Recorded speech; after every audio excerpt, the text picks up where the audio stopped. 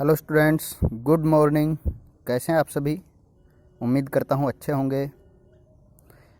12th class की English compulsory की जो बुक है रेनबो, उसके 3 लेसन हम पढ़ चुके हैं और चौथा लेसन भी मैं आपको स्टार्ट करा चुका था पहली वीडियो में, जिसका लिंक मैं आपको इस डिस्क्रिप्शन में दे दूँगा। ठीक है भाई। हाँ, लेसन था हमारे पास लॉस्ट स्प्रिंग, जिसके बारे में मैं बता चुका हूँ। यहाँ पर स्प्रिंग से मतलब है बचपन से खोया हुआ बचपन। ठीक है। और जिसमें 2 बच्चों की कहानियां हैं, एक साहिब और एक मुकेश की, जो कि एक बहुत ही गरीब परिवार से बिलोंग करते हैं और किस प्रकार से बचपन में ही अपनी परिवार की इनकम को सहारा देने के लिए वो कमाना शुरू कर देते हैं। जिसमें एक कहानी आप पढ़ चुके हो साहिब की। ठीक है। दूसरी कहानी देखो, हम यहाँ से स्टार्ट करते हैं। हाँ, सेकंड पार्ट यहाँ से स्टार्ट होता है। I want to drive a car. मैं एक कार चलाना चाहता हूँ। Mukesh insist on being his own master. I will be a motor mechanic, he announces. एक लड़के मुकेश की कहानी है जो कि insist on being his own master, जो कि अपना खुद का मालिक बनने की इंजिस्ट करना, अनुरोध करना होता है कि मतलब वो अपना काम स्वयं करना चाहता है। और ही अनाउंसेज, वो घोषणा करता है, आई will be a motor mechanic, कि मैं एक गाड़ी का मिस्त्री बनूंगा। Do you know anything about cars? क्या तुम्हें कार के बारे में कुछ भी पता है? आई आस्क, मैंने पूछा। I learn to drive a car, he answers. तो उसने जवाब दिया कि looking straight into my eyes, सीधे मेरी आंखों में देखते हुए उसने जवाब दिया, I will learn to drive a car, कि मैं कार चलाना सीख लूंगा। His dream looms like a mirage amidst the dust of streets that fills his town Firozabad, famous for its bangles. उसका जो सपना है, looms like a mirage, mirage बोलते हैं मृग मरीचिका, जो मतलब गर्मियों के समय में हम देखते हैं कि दूर कहीं सड़क पर पानी भरा हुआ दिखाई देता है। ठीक है। लेकिन जब वहाँ पर जाते हैं तो कुछ नहीं होता, वो मात्र एक भ्रम होता है। तो उसी तरीके से इसका जो सपना है वो एक मिरेज, एक लाइक ए मिरेज, मतलब एक मृग मरीचिका की तरह, एक भ्रम की तरह दिखाई देता है, धुंधला दिखाई देता है। Amid the dust of streets that fills his town Firozabad, उसके फिरोजाबाद की धुंधली गलियों में, डस्ट मतलब मिट्टी दिया धूल भरी गलियों में, फेमस फॉर इट्स बैंगल्स, जो कि अपनी चूड़ियों के लिए प्रसिद्ध है। Every other family in Firozabad is engaged in making bangles, मतलब ये है कि प्रत्येक परिवार फिरोजाबाद में चूड़ियाँ बनाने के काम से संलग्न है, लगा हुआ है। It is the center of India's glass blowing industry, where families have spent generations working around furnaces, welding glass, making bangles for all the women in the land, it seems. It is the center of India's glass blowing industry. ये कांच को पिघलाने की सबसे बड़ी मतलब industry का एक तरीके से सेंटर है, केंद्र है। ठीक है।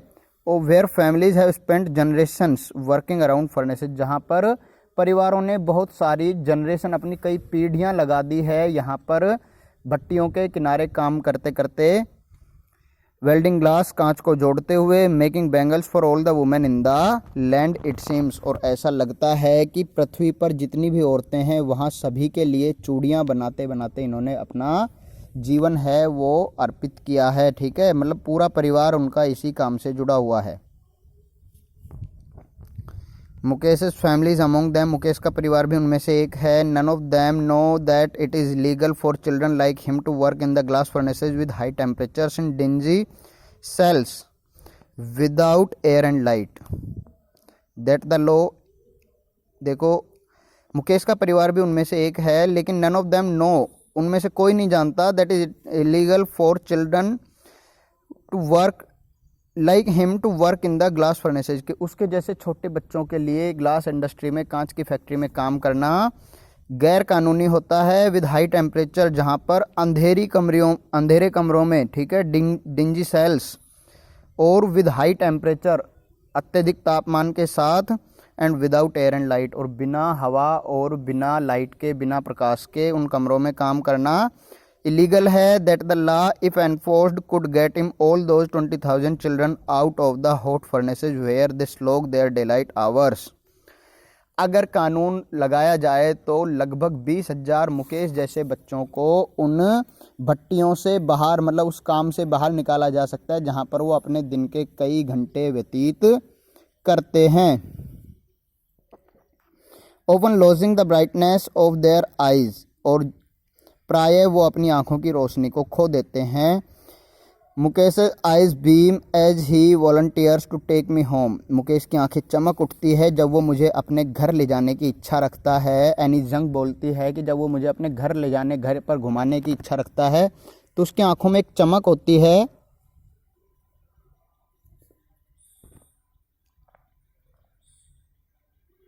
Which he proudly says is being rebuilt, जब वो कहता है कि उसका घर दोबारा से बनाया जा रहा है, बड़े गर्व के साथ कहता है।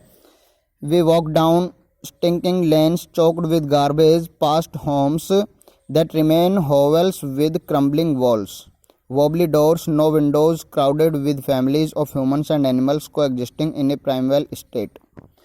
We walked down stinking lanes, मतलब बहुत ही बदबूदार गलियों में से, चौक्ड विद गार्बेज, जो कि कूड़े कचरे से भरी हुई थी, वहाँ से जब हम गुजरते हैं, ठीक है।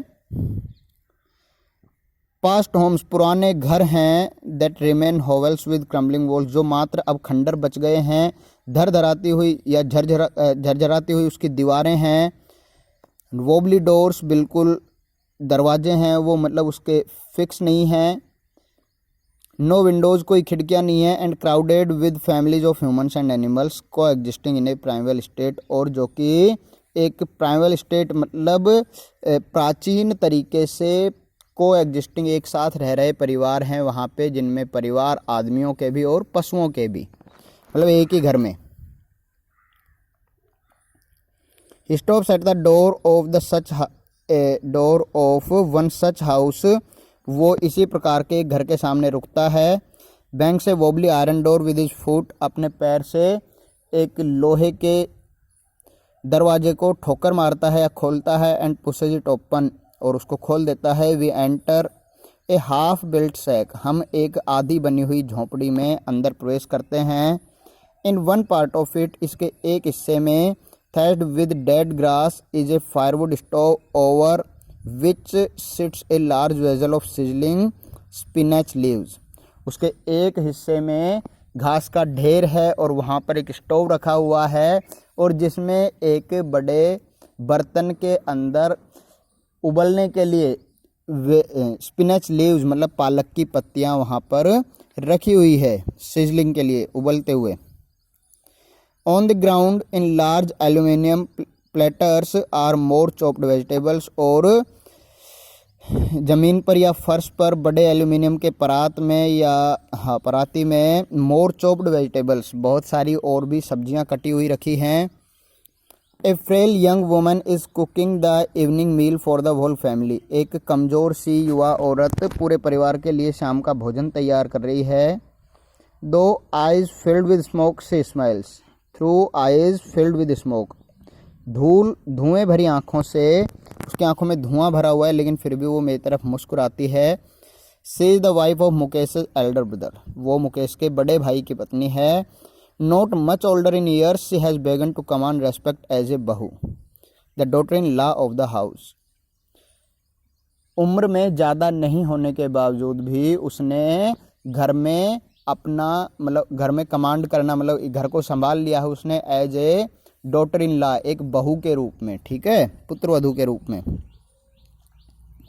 Already in charge of 3 men, her husband Mukesh and their father, when the older man enters she gently withdraw behind the broken walls and brings her veil closer to her face, और ऑलरेडी उस पर 3 लोगों का charge है, मतलब 3 लोगों की जिम्मेदारी, मुकेश के भाई और उसके पिताजी की जिम्मेदारी, मतलब उनका देखभाल वही करती है। और जैसे ही कोई एल्डर पर्सन आता है, कोई भी बड़ा व्यक्ति आता है, तो वो खिसक जाती है बिहाइंड द ब्रोकन वॉल, टूटी हुई दीवार के पीछे चली जाती है। एंड अपनी जो वेल बोलते हैं दुपट्टा, उसको अपने मुँह पर कर लेती है, मतलब घूंघट कर लेती है। As custom demands daughter in law must veil their faces before male elders, जैसा कि कस्टम है, रिवाज है कि जो औरतें हैं उन्हें पुरुषों के सामने, अपने से बड़े पुरुषों के सामने घूंघट में रहना चाहिए या मुंह को ढक लेना चाहिए। In this case the elders is an impoverished bangle maker, इस कहानी में, इस केस में जो बड़ा व्यक्ति है, जो एल्डर मैन है, वो एक गरीब एम्पावरेज्ड मतलब गरीबी से परेशान एक बैंगल मेकर है, चूड़ी बनाने वाला है। Despite long years hard labour, कई सालों की कठिन परिश्रम के बाद, फर्स्ट एज ए टेलर, पहले एक टेलर के रूप में, देन ए बैंगल मेकर और फिर एक चूड़ी बनाने वाले के रूप में, he has failed to renovate a house, वो एक घर की मरम्मत कराने में हमेशा असफल रहा है। Send his 2 sons to school, वो अपने 2 बेटों को स्कूल भेजने में भी असफल रहा। All he has managed to do is teach them what he knows the art of bangle maker, मतलब वो अपने 2 लड़कों को जो सिखा पाया वो सिर्फ यही था जो उसे आता था, मतलब चूड़ियाँ बनाने की जो आर्ट है वही उसने अपने बच्चों को भी सिखाई है। It is his karma his destiny says Mukesh's grandmother who has watched her own husband go blind with the dust from the polishing the glass of bangles. Can a God given lineage ever be broken? It is his कर्म his destiny, ये उसका भाग्य है, उसकी destiny भाग्य है। Says Mukesh grandmother, Mukesh की दादी माँ बोलती है, वह वॉच्ड हर आउन husband go blind with the dust from polishing the glass of bangles, जिसने अपने स्वयं के पति को कांच को पॉलिश करने से या उसकी डस्ट से अंधे होते हुए देखा है। Can a god given lineage ever be broken, क्या भगवान के द्वारा लिखा गया कभी भी मिटाया जा सकता है।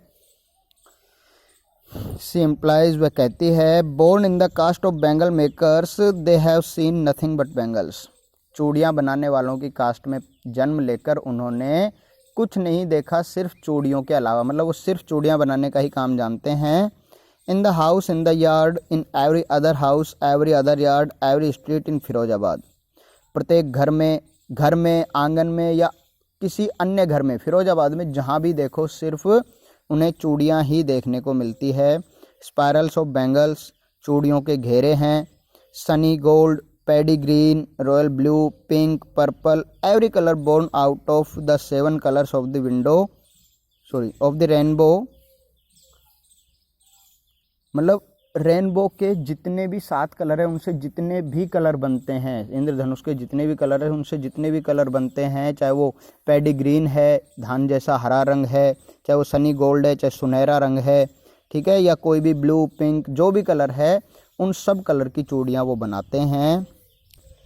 इन the mounds in unkempt yards are piled on 4-wheeled handcarts pushed by young men along the narrow lanes of the shanty town, जो in line mounds in unkempt yards, मतलब जो अनकैम्प्ड होता है मतलब जो इकट्ठा नहीं करके, मतलब फैली हुई यार्ड में, आंगन में फैली हुई चीज़ें रखी हुई है वहाँ पर, ठीक है, मतलब ये जो चूड़ियाँ वगैरह है वो वहाँ पर फैली हुई रहती हैं। ऑन 4-wheel हैंड कार्ट्स, जो 4 व्हील्ड मतलब 4 पहियों वाली जो हैंड कार्ट है, जो गाड़ी हाथ से खींच के चलाते हैं, ठीक है, ठेला एक तरीके से, उन पे pushed on young man along the narrow lanes of the shanty town, और जो युवा व्यक्ति है वो उसको पुश करके, उसको धक्का दे के पूरे सेंटी टाउन से मतलब है गंदा, सेंटी मतलब बदबूदार, उस पूरे कस्बे में वो चूड़ियाँ बेचते हैं।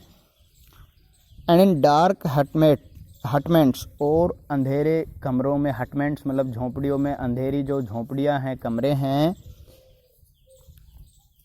Next two lines of flames of flickering oil lamps, next two lines of flames of flickering oil lamps, flickering होता है मतलब लपझप करना, टिमटिमाना, जो ऑयल लैम्प्स हैं उनकी फ्लेम्स में, उनकी चांदनों में, मतलब उसकी चांदनी में वो बनाते हैं। Sit boys and girls with their fathers and mothers, वहाँ पर उसमें उन छोटी कोठरियों में बच्चे, लड़के और लड़कियाँ अपने माता पिता के साथ बैठते हैं, किस लिए?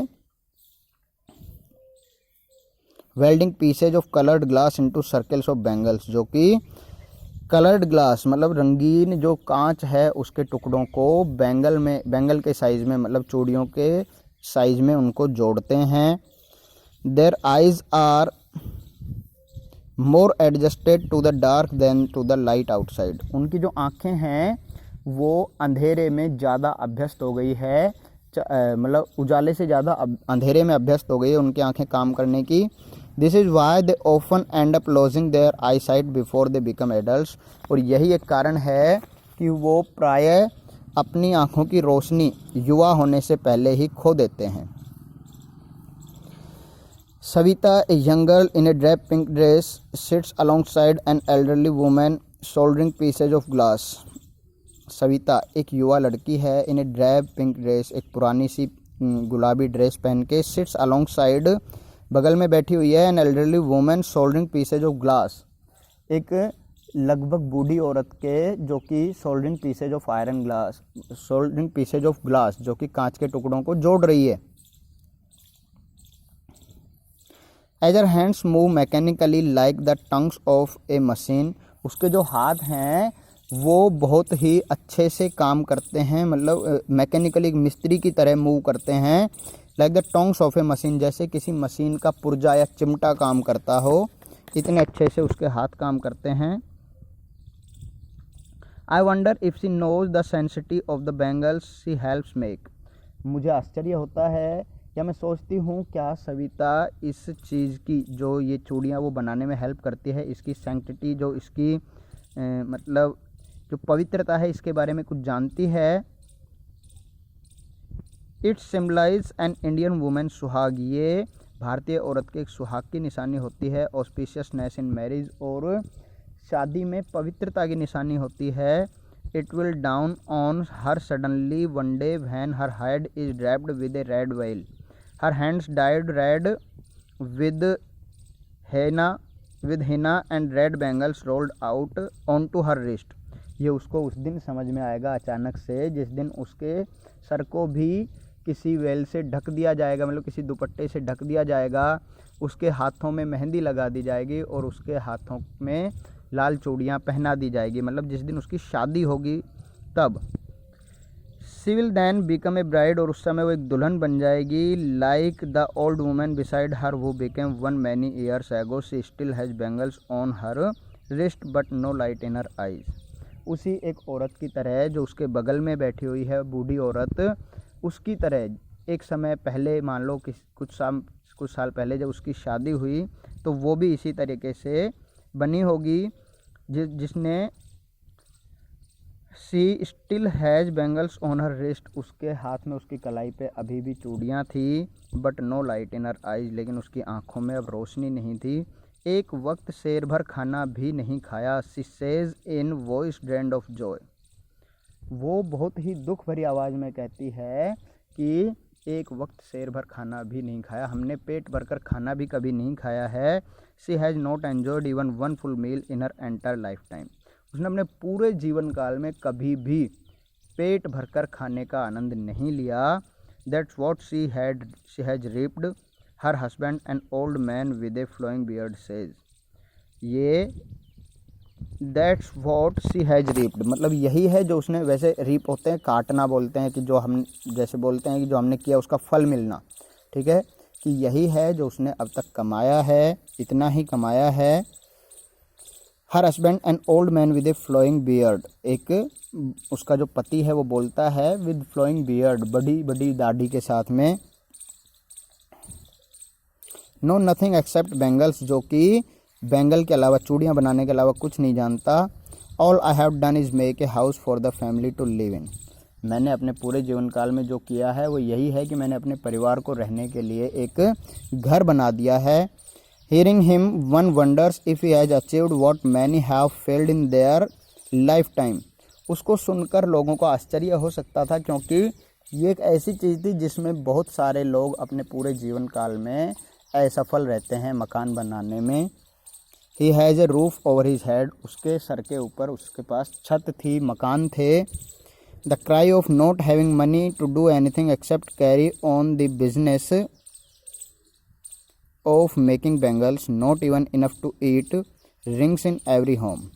The cry of not having money to do anything except carry on the business of making bangles, not enough to eat, सिर्फ अब क्या करते हैं कि उनका सिर्फ एक ही काम है चूड़ियाँ बनाने का, क्योंकि वो इसके अलावा कोई काम और जानते नहीं हैं और ये उनको भोजन भी पर्याप्त रूप से नहीं दे पाता, इसलिए rings in every home the cry of not having money. पैसा नहीं होने की या गरीबी की जो आवाज़ है वो हर घर में आपको सुनाई दे सकती है। The young man echoed the lament of their elders. जो युवा व्यक्ति है वो अपने बड़ों के जो एल्डर हैं उन्हीं के दुखों को रिपीट कर रहे हैं। Little as moved with time. कुछ लोग हैं जो समय के साथ मूव कर गए, आगे बढ़ गए। It seems in Firozabad. ऐसा लगता है फिरोजाबाद में। Years of mind numbing toil have killed all initiative and the ability to dream. Years of mind numbing toil मतलब दिमाग को सन्न कर देने वाली जो मेहनत वो कई सालों से करते आ रहे हैं, इससे have killed all initiative and ability to dream, उनकी सपने लेने की या आगे बढ़ने की जो क्षमता है वो खत्म हो गई है लगातार कड़ी मेहनत करने से। Why not organize yourselves into a cooperative? I ask a group of young men who have fallen into the vicious circle of middlemen who trapped their fathers and forefathers. I ask a group of young men. मैं युवा व्यक्तियों के एक group से पूछती हूँ, वो have fallen into the vicious circle of middleman, जो कि बिचौलिए मिडिलमैन है, जो बिचौलिए होते हैं, बीच में काम को कराने के लिए बीच में होते हैं, जो उनके एक चक्र में फंस चुके हैं। वो trapped their fathers and forefather, जिन्होंने उनके पिताजी या उनके दादाजी को भी इसी तरीके से फंसाया या इसी तरीके से उनसे काम किया करवाया है। Why do not you organise yourself in a cooperative. तो मैं उनसे कहती हूँ कि तुम अपने आप को एक संगठन में क्यों नहीं जोड़ लेते हो। Even if we get organise, यदि हम ऑर्गेनाइज कर भी लें, यदि हम इस प्रकार से जुड़ भी जाएं, we are the ones who will be hold up by the police, beaten and drag to jail for doing something illegal. यदि हम ऐसा करते हैं तो हम भी उन्हीं में से एक होंगे जिन्हें पुलिस पकड़ कर ले जाएगी, धमकाएगी, मारेगी, पीटेगी, फॉर डूइंग समथिंग इलीगल, कुछ गैर कानूनी करने के जुर्म में। देश से वो कहते हैं there is no leader among them, उनके बीच में कोई लीडर नहीं है, कोई नेता नहीं है। नो वन वो could help them see things differently, ऐसा कोई नहीं है जो उन्हें चीज़ों को कुछ अलग तरीके से दिखाने में उनकी मदद कर सके। Their fathers are as tired as they are, उनके पिता भी इतने ही इस मामले में उदासीन हैं जितने कि बच्चे। They talk endlessly in a spiral that moves from poverty to apathy to greed and to injustice. वो इस प्रकार से गोल गोल बातें करते हैं जो कि गरीबी से, सांत्वना से, लालच से और अन्याय से जुड़ी होती है और वापस वहीं पर आती है। लिसनिंग टू दैम, उनको सुनकर आई सी टू डिस्टिंक्ट वर्ल्ड्स, मैं दो अलग अलग दुनिया देखती हूँ। One of the family caught in A web of poverty, एक ऐसी दुनिया जो गरीबी के जाल में फंस गई है। Burdened by the stigma of caste in which they are born, और जिस पर बोझ है, अपने कलंक लगा हुआ है अपनी प्रजाति का जिसमें उन्होंने जन्म लिया है और इस कारण से कोई अन्य काम नहीं कर पाते हैं। The other a vicious circle of the सुकर्स, और दूसरा मैं देखती हूँ साहूकार्स, दूसरा मैं देखती हूँ एक ऐसा चक्र जो कि साहूकारों ने एक चक्र बना दिया है, एक चक्रव्यूह रचा हुआ है। द मिडिल मैन, जिसमें मिडिल मैन बिचौलिए हैं, साहूकार हैं, पुलिस मैन हैं, कीपर्स ऑफ द लॉ, और जो कानून के रखवाले बोले जाते हैं, द ब्यूरोक्राफ्ट्स एंड द पॉलिटिशियंस, और जो कुछ सरकारी अधिकारी हैं, ब्यूरोक्राट्स हैं, और पॉलिटिशियन हैं जो कुछ राजनेता हैं। एक ऐसा मैं अलग अलग दो दुनिया देखती हूँ। Together they have imposed the baggage on the child that he can not put down, दोनों ने मिलकर इन बच्चों पर एक ऐसा बोझ लाद दिया है जिसे वो बच्चा सारी ज़िंदगी भी कभी नहीं उतार सकता।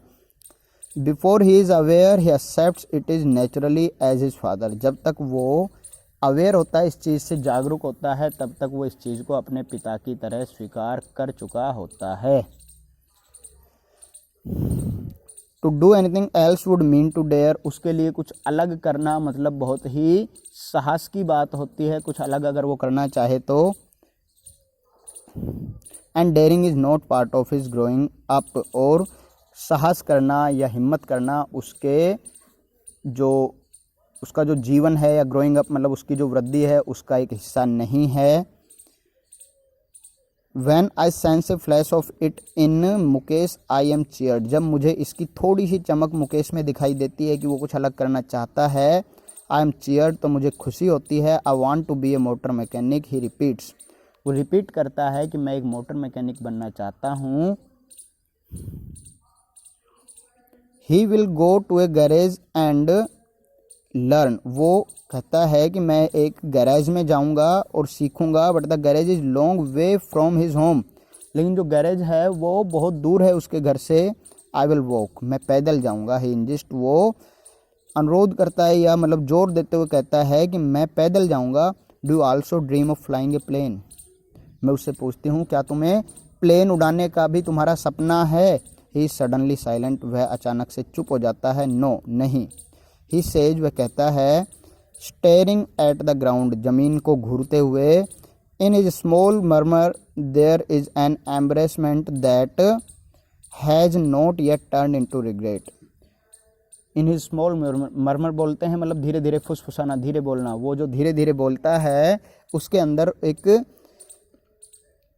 एम्ब्रेसमेंट मतलब शर्मिंदगी होती है। That is not even turned into regret, जो कि अभी एक पछतावे में चेंज नहीं हो। मतलब अभी उसको अपनी गरीबी पर शर्मिंदगी है लेकिन पछतावा नहीं है क्योंकि वो अपनी मेहनत कर रहा है। ठीक है। He is content to dream of cars that is sees hurtling down the street of his town. वो उस कार को चलाने या उस कार का मिस्त्री बनने की अपनी जो इच्छा है, उसका ड्रीम है, उस पर अभी भी कंटेंट है, बिल्कुल दृढ़ है। जो उसकी गलियों से हर्टलिंग मतलब गुड़कती हुई या चलती हैं गाड़ियां घूमती है, उनको अभी भी उसका सपना है, वो दृढ़ है। Few airplanes fly over Firozabad.